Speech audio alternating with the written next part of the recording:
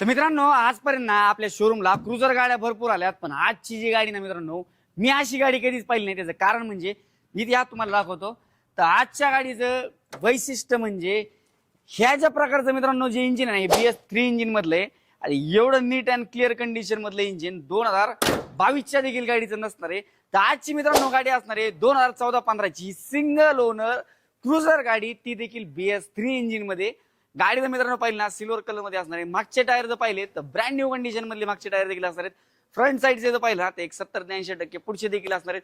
Kilometre जर पाहिलं 1-2 लाखाच्या आसपास समथिंग गाडी चाललेली आहे.